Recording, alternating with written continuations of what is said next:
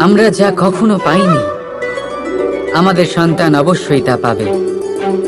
এটা যে অনুচিত সেটা আমরা ভাবি না, কিন্তু এটা ভুল। আর এই ভুল আমরা সকলেই করে থাকি। সন্তান প্রকৃতি আর পরমাত্মার আশীর্বাদ।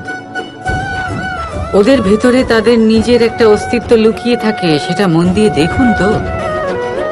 আপনি শুধু ওই সন্তানকে জন্ম দিয়েছেন, কিন্তু ওর জীবন আপনার নয়। তাই নিজের সন্তানের সাথে থাকুন, সময় কাটান, ওদেরকে ভালোবাসুন, সব সময় প্রেরণা দিন। কিন্তু প্রেরণা দিন ওর নিজের অস্তিত্বকে বাড়ানোর জন্য, ওর নিজের স্বপ্ন পূরণ করার জন্য, আপনার স্বপ্ন পূরণ করার জন্য নয়। ওদের অস্তিত্বকে পূর্ণাঙ্গে বৃদ্ধি পেতে দিন। রাধা রাধা। চলতে থাকা, থেমে যাওয়া, বিশ্রাম নেওয়া, তারপর দম নিয়ে পুনরায় দাঁড়িয়ে পড়া, আর তারপর আবার সেই পথ চলা। এটা জীবনের অভিন্ন এক অঙ্গ, এটার থেকে আপনি পালাতে পারবেন না। কিন্তু এই অঙ্গকে আপনি নিজের জীবনে কিভাবে প্রয়োগ করবেন, কিভাবে তাকে কাজে লাগাবেন, সেই সিদ্ধান্ত আপনাকে নিতে হবে। যারা হেরে যান তারাও জীবনে থমকে যান, আবার যারা জেতেন তারাও দাঁড়িয়ে পড়েন। যারা হেরে যান তারা হাঁপিয়ে দাঁড়িয়ে পড়েন, যারা জিতে যান তারা দাঁড়িয়ে পড়েন সেই সর্বোচ্চ স্তরে পৌঁছে গিয়ে।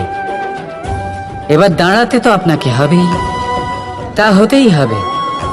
কিন্তু কখন কিভাবে দাঁড়াবেন, ক্লান্ত হয়ে নাকি সর্বোচ্চ স্তরে পৌঁছে গিয়ে, সেই সিদ্ধান্ত আপনার। অবশ্যই দাঁড়িয়ে পড়ুন, কিন্তু ক্লান্ত হয়ে নয়, কারণ আপনাকে পুনরায় দাঁড়িয়ে পড়তে হবে, পুনরায় যাত্রাপথে এগোতে হবে এবং সর্বোচ্চ স্তরে পৌঁছতেই হবে। রাধা রাধা। এই সংসারে এমন কিছুই নেই যে সব সময় একই থাকবে। যা কিছু নির্মাণ হয়েছে তা একদিন অবশ্যই ভেঙে পড়বে, কিন্তু এই ভেঙে যাওয়ার বিশ্লেষণ আপনি কিভাবে করবেন তা আপনার উপরে নির্ভর করছে। ওই আকাশের দিকে তাকান, ওই মেঘ, ওটাও ভেঙে পড়ে, কিন্তু নিজে ভেঙে পড়ার সাথে বর্ষাকে তৈরি করে যায়। মাটির ডেলা অবশ্যই ভেঙে পড়ে, কিন্তু ব্যবহারযোগ্য মাটির রূপ নিয়ে। এই ধরিত্রীর বুকে কোনো এক বীজ যখন ভেঙে পড়ে, তখন ধরিত্রীর উপর এক বিশাল আকারের বৃক্ষ নির্মাণ করে। যদি জীবনে কিছু ভেঙে পড়ে, তাহলে নিরাশ হয়ে পড়বেন না, নিজের সাহস হারাবেন না। ধনাত্মক দৃষ্টিভঙ্গি দিয়ে দেখতে চেষ্টা করুন। মনে করুন নিয়তি নিশ্চয়ই আপনার জন্য আরো ভালো কিছু ভেবে রেখেছে, যা ভবিষ্যতে আপনার প্রতীক্ষা করছে। ধনাত্মক চিন্তা ভাবনা করতে থাকুন, তারপর দেখবেন শ্রেষ্ঠ রচনা নিজেই তৈরি হবে। রাধা রাধা। এই মুদ্রা, এবারে ভাবুন এটাই আমাদের জীবন, জীবনের সুখ আর দুঃখ। এই মুদ্রার, এই জীবনের দুটি দিক। কিন্তু যখনই আমরা ঈশ্বরের কাছে প্রার্থনা করি, তখনই আমরা সুখ চাই, আর সেই সুখ আসেও। আর যখনই সে গেয়ে ওঠে অহংকার, আর সেটাই হয় তার পতনের কারণ। এবার এতে কি করা যেতে পারে, কি চাওয়া যেতে পারে ঈশ্বরের কাছে? এই প্রশ্ন অবশ্যই মনে আসে। ঈশ্বরের কাছে চান সুখ, শুধুমাত্র ততটাই যাতে অহংকার না আসে, আর দুঃখ ততটাই যাতে শ্রদ্ধা না চলে যায়। রাধা রাধা। জীবনে সাফল্য এবং অসফলতা আপনার বল, আপনার শক্তির উপরে নির্ভরশীল নয়, আপনার মানসিকতার উপর নির্ভরশীল। যদি কোনো ব্যক্তি দৃঢ় নিশ্চয় করে নেয়, তাহলে সে কখনো হারে না। যদি কেউ হার মেনে নেয়, তাহলে সে কখনোই জিততে পারে না। শেষ পর্যন্ত কি হয়? এই ভাবনাই সত্য হয়ে সামনে চলে আসে, আর এই ভাবনাই পরবর্তীকালে ইতিহাস রচনা করে। সেই জন্য আপনি যদি চান আপনার নাম ইতিহাসে থাকুক, তাহলে দৃঢ় হতে শিখুন। ইতিবাচক ভাবনার সাথে পরিশ্রমের সাথে এগিয়ে চলতে থাকুন, প্রতিস্পর্ধা গ্রহণ করুন, আর শুধুই এগিয়ে যেতে থাকুন।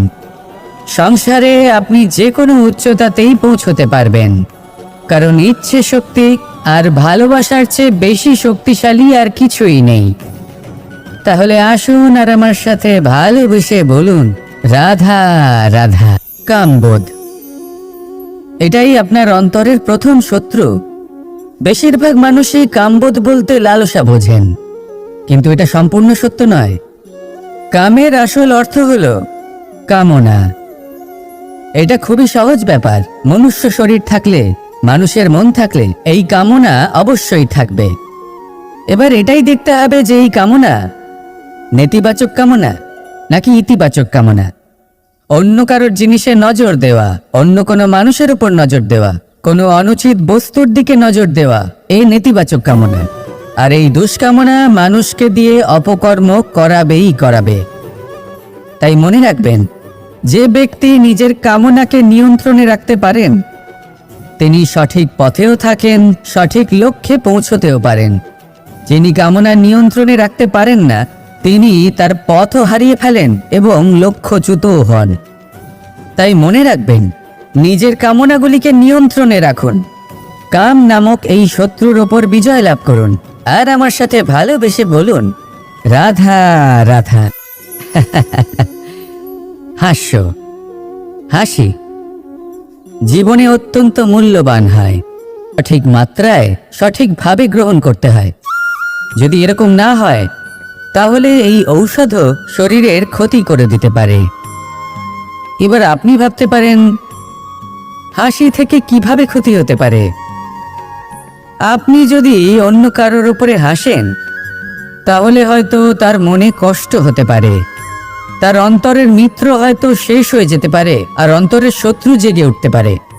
কিন্তু এটাই যদি আমরা সকলকে সাথে এনে সকলের সাথে আসি, তাহলে হয়তো আমাদের অন্তরের এই হৃদয়ের ভেতরে লুকিয়ে থাকা যে শত্রু, তা শেষ হয়ে যেতে পারে, আর অন্তরের বন্ধুসত্তা প্রকাশিত হতে পারে। ঠিক কি না? এবার আপনাকে উদাহরণ দিই। যখন দ্রৌপদী দুর্যোধনকে নিয়ে হেসেছিল, তখন তা মহাভারতের সৃষ্টির কারণ হয়েছিল। কিন্তু সেইখানেই যখন পার্থ আর মাধব একসাথে বসে মৃদুমন্দ হাসতেন, তখন ধর্ম স্থাপন করা হয়েছিল। তা আপনি কি চান? কাউকে নিয়ে হেসে তাকে আঘাত করতে চান, নাকি সকলকে একসাথে এনে তাদের হাসিয়ে তুলে ধনাত্মক প্রভাব ফেলতে চান? সিদ্ধান্ত আপনার। আসুন আর আমার সাথে ভালোবেসে বলুন, রাধা রাধা। মাঝে মাঝে কিছু মুহূর্তের জন্য চোখ বন্ধ করে ধ্যানের বেদিতে বসে ধ্যান করতে চেষ্টার লুকিয়ে থাকা ক্রোধ, অন্তরের যন্ত্রণা, ভয়, নিরাশা, এই সব কিছুই সবার আগে দেখতে পাবেন আপনি। আর এই সব কিছুই আমাদের দুঃখের কারণ হয়ে ওঠে। এই সব কিছু সারমর্ম কি? সারমর্ম শুধু একটাই, সেটা হলো এই যে আমাদের এই মন তা কিন্তু দুষ্কর্ম পছন্দই করে না। আমাদের এই মন একটা সুখময় জীবন যাপন করতে চায়, সৎকর্ম করতে চায়। তাই এটাই করুন, শুভ চিন্তা করুন, শুভ কর্ম করুন, ইতিবাচক মনোভাব নিয়ে জীবনে অগ্রসর হন। তারপর চোখ বন্ধ করে অন্তরে দেখতে থাকুন। দুঃখের আভাসই পাবেন না। এই মন প্রসন্নতা এবং প্রেমের দ্বারা পূর্ণ হবে এবং বারবার বলে উঠবে, রাধা রাধা। ছোটবেলা থেকেই আমি গরু চড়িয়ে অভ্যস্ত, সেই জন্য সকলে আমাকে গোপাল নামে ডাকত। কিন্তু গোপাল হয়ে আমি একটা অমূল্য শিক্ষা লাভ করেছি। আমি দেখেছি যে গৌশালাতে অনেক বাছুরের মধ্যে একটি গাই তার নিজের বাছুরকে অবশ্যই চিনে ফেলে। যেখানে সমস্ত বাছুর একই রকম দেখতে এবং প্রত্যেকের স্বরও সমান, তারপরেও সকল বাছুরের মধ্যে নিজের বাছুরকে ঠিক চিনতে পেরে যায় এবং তার সাথেই থাকে। ঠিক এইরকমই কিছুটা হয় আমাদের কর্ম এবং তার কর্মফল। আপনি সবার মাঝে থেকেও কোনো কর্ম যদি করেন, সেই কর্মফল সবার মধ্যে আপনাকে চিনে ফেলবে এবং আপনার সাথেই থাকবে। তাই যখনই কর্ম করবেন ভেবে চিন্তে করবেন। কোনো কর্ম করার আগে একবার ভেবে দেখুন, তাহলে জীবনে বারংবার অনুতপ্ত হতে হবে না। কারণ বিষয়টা কিছুটা এরকম যে এই সংসারে আপনি কাল, কর্মফল এবং সময়, এই তিনের হাত থেকে কখনো লুকোতে পারবেন না, কখনো পালাতেও পারবেন না। আসুন আমার সাথে ভালোবেসে বলুন, রাধা রাধা। আভূষণ। কার না ভালো লাগে এই আভূষণ? আমরা পরিশ্রম করি, ধন অর্জন করি আর আভূষণ কিনে থাকি, কখনো নিজের জন্য, কখনো বা তাদের জন্য যাকে আমরা ভালোবাসি, বা তাদের জন্য যাকে আমরা সম্মান করি। হয়তো সেই জন্যই সীতা চূড়ামণি ধারণ করেছিলেন এবং আমি সামন্তকমণি। কিন্তু এটাই কি সেই প্রকৃত আভূষণ যা আপনার মূল্য বৃদ্ধি করে? না। শ্রীরামের আভূষণ হলো ওনার নম্র ভদ্র ব্যবহার। মাতা সীতার আভূষণ হলো ওনার সততা, ওনার নিষ্ঠা, ওনার ত্যাগ। অর্জুনের আভূষণ ছিল ওনার একাগ্রতা। রাধার আভূষণ ওনার প্রেম। এই আভূষণ কোথাও নেই, আপনার মনে আছে। যদি আপনার মনে মিষ্টতা থাকে, তা শান্ত হয়, তাতে সততা থাকে, নিষ্ঠা থাকে এবং প্রেম থাকে, তাহলে আপনার অন্য আর কোনো আভূষণের কোনো প্রয়োজন নেই। আপনি যতই ভিড়ের মাঝে থাকুন, আপনার ঔজ্জ্বল্য চোখে পড়বে। আসুন আর আমার সাথে ভালোবেসে বলুন, রাধা রাধা। সুখ এবং দুঃখ, এই দুই হলো আমাদের জীবনের অবশ্যম্ভাবী এবং গুরুত্বপূর্ণ অঙ্গ। আমাদের সকলের জীবনে কখনো সুখও আসে, আবার কখনো দুঃখও আসে। আমরা সবসময় ভাবি আমরা কিভাবে সুখ লাভ করব, কিভাবে আমরা দুঃখ থেকে দূরে থাকতে পারি। আর এই জীবনে যা কিছুই ঘটুক না কেন, সেই সব কিছু আমরা সুখ এবং দুঃখের মাপদণ্ডে মেপে থাকি। এবার এখানে একটা ছোট্ট বিষয় আছে। এটা ভেবে দেখতে হবে যে কে আসলে সুখী ব্যক্তি। সুখী ব্যক্তি হলেন তিনি, যিনি নিজের জীবনে নিজের কর্মের বিশ্লেষণ করে থাকেন, সেই বুঝে পদক্ষেপ নেন। উনি কি করতে চলেছেন সেটা উনি জানেন। আর যদি ওনার কোনো দোষ থাকে বা ভুল থাকে, তাহলে সেগুলো শুধরে নিয়ে এগিয়ে চলেন। সেই জন্য উনি সুখী হন। অন্যদিকে যে ব্যক্তি দুঃখী, তিনি কি করেন? তিনি নিজের উপর নয়, অন্যের উপর নিজের নজর রাখেন, যে তিনি কি করছেন, কিভাবে কর্ম করছেন। ওনারা অন্যের নিন্দা করেন, অন্যের সাফল্য দেখে ঈর্ষা করেন, ক্রুদ্ধ হয়ে যান, ওনাদের বাধা দিতে চেষ্টা করেন। সেই জন্যই তো ওনারা দুঃখী হন। এই সংসারে এমন অনেক ব্যক্তি আছেন যারা এই কারণে দুঃখী নন যে তাদের জীবনে দুঃখ আছে। তারা এই কারণে দুঃখ পান কারণ অন্যের জীবন অনেক বেশি সুখের। দেখুন, শেষ পর্যন্ত আপনাকে নিজের কর্মের প্রতি মনোসংযোগ করতেই হবে, অন্যের প্রতি নয়। কারণ আপনার জীবনে আপনার কর্ম হলো এমন একটা জিনিস যা আপনার নিয়ন্ত্রণে আছে। নিরন্তর চেষ্টা করতে থাকুন, নিজের কর্মকে বুঝতে শিখুন, শুধরে নিন, নিজেকে শ্রেষ্ঠ করে তুলুন। তখন সাফল্য নিজে থেকে আপনার কাছে আসবে, আর এই মন প্রসন্ন হয়ে বলবে, রাধা রাধা। প্রেমের পরিভাষা আসলে কি? ভিন্ন ভিন্ন ধরনের ব্যক্তি, ভিন্ন ভিন্ন ধরনের প্রেমী আলোচক বিভিন্ন ধরনের পরিভাষা প্রদান করেন এই প্রেম নিয়ে। কিন্তু প্রত্যেকের মনে এই কখনো কি ভালোবাসা? না। প্রেমের অর্থ কাউকে লাভ করা নয়, বরং তার মাঝে বিলীন হয়ে যাওয়া। যদি কারোর হাত ধরে থাকি, তাহলে আজীবন তার সাথে পথ চলা হলো প্রেম। প্রেম শুধুমাত্র সেটা নয় যা প্রেমী আর প্রেমিকার কেশদামে মালা বেঁধে দেয়। মাতা পিতার জন্য দিনরাত পরিশ্রম করা, নিজের পরিবারের জন্য দিনরাত পরিশ্রম করা, সেটাও প্রেম।